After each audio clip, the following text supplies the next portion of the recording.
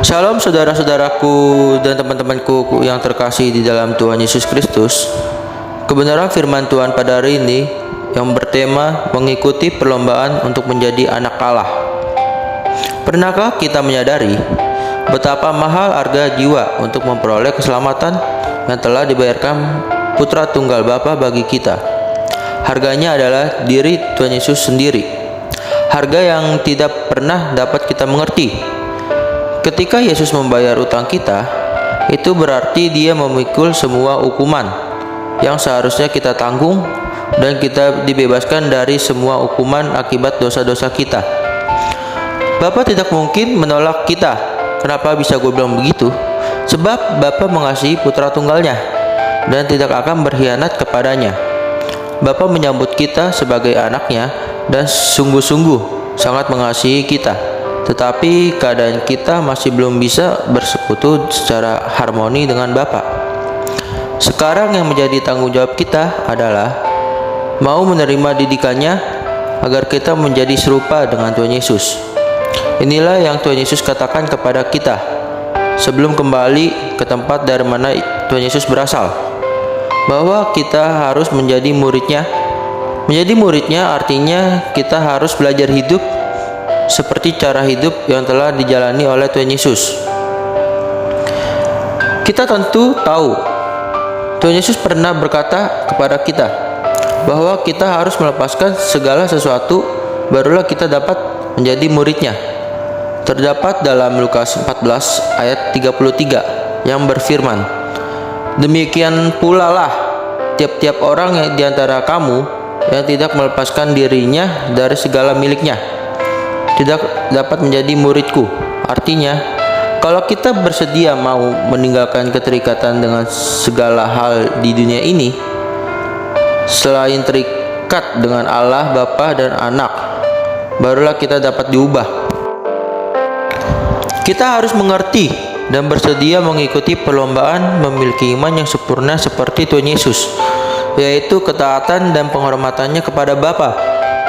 Mari kita membaca kitab Roma 12 ayat 2 yang berfirman, "Janganlah kamu menjadi serupa dengan dunia ini, tetapi berubahlah oleh pembaruan budimu, sehingga kamu dapat membedakan manakah kehendak Allah, apa yang baik, yang berkenan kepada Allah, dan yang sempurna." Itulah sebabnya Tuhan Yesus pernah berkata bahwa orang yang percaya harus mengikut Dia. Mengikut Dia tidaklah cukup menjadi orang Kristen seperti yang dipahami dan dilakukan banyak orang Kristen saat ini. Dengan mengikut Tuhan Yesus, kita harus memiliki pola hidup yang sama seperti kehidupan yang telah dijalani oleh Tuhan Yesus. Kalau kita hanya menjadi orang Kristen dan hanya memiliki agama Kristen saja di KTP, kita belum percaya, berarti kita belum mengikut Tuhan Yesus dengan benar.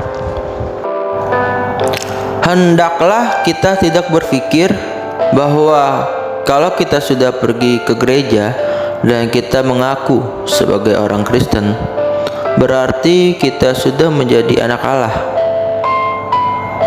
Yang harus kita pahami, manusia yang disebut anak Allah adalah orang yang memiliki kodrat seperti diri Allah.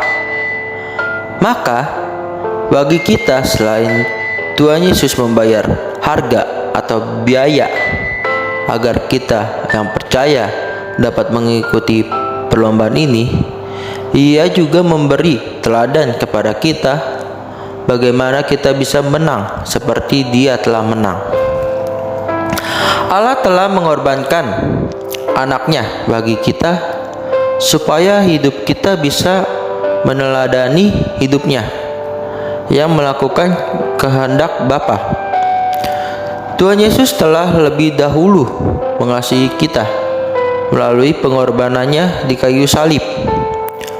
Seharusnya kita juga harus serius mematikan keinginan daging kita dan taat kepada kehendak Allah. Maka dari itu, kita juga harus selalu mengisi pikiran dan perasaan kita dengan hal-hal yang positif yang tidak membuat Allah sedih.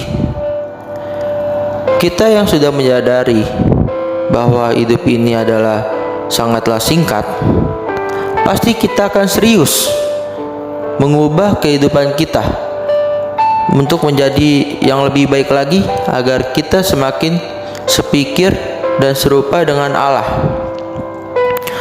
Dan akan ada saatnya nanti di mana kita tidak akan lagi bisa bernafas, dan kita akan dituntut untuk mempertanggungjawabkan waktu yang telah Tuhan berikan kepada kita.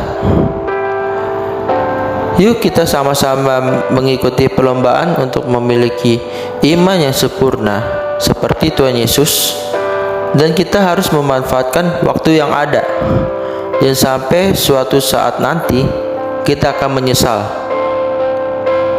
Terima kasih teman-teman dan saudara-saudaraku yang terkasih. Tuhan Yesus memberkati kita semua. Kayaknya sih iya.